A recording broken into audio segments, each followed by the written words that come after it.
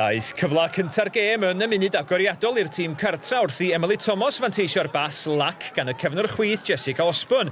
Ond Macy Jones yn arbed yn gadarn yn y gol cyn i Bethan Roberts saethu dros y trawst ar yr ail gynnig.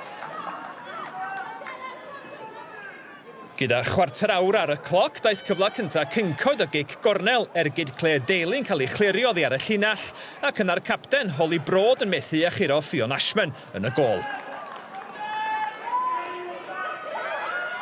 Daeth Aberystwyth yn agos i sgorio cyn yr egwyl, cyfuno da nghanol cae yn creu cyfla i Emily Thomas fynd heibio'r golwr Macy Jones.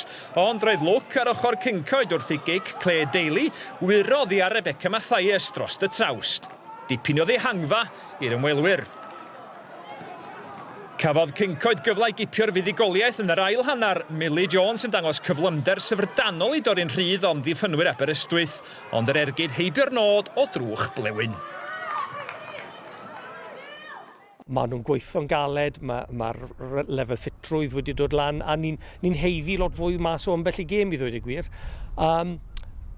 Gwaith caled yw ond ni'n gwella bob gêm, bob wythnos, a fi credu deud fwy tuag at diwedd y tymor.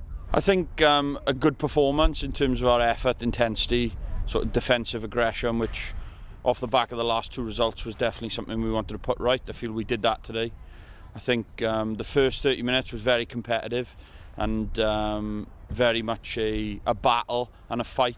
And I think we grew into the game for the last 60 minutes. We were good with the ball in our own defensive third and in the middle third. We had some good chances in the final third, but lacked that cutting edge to get the goal. But pleased with the clean sheet, pleased with the performance. I think one for us to look and reflect upon and improve upon is that cutting edge in the final third.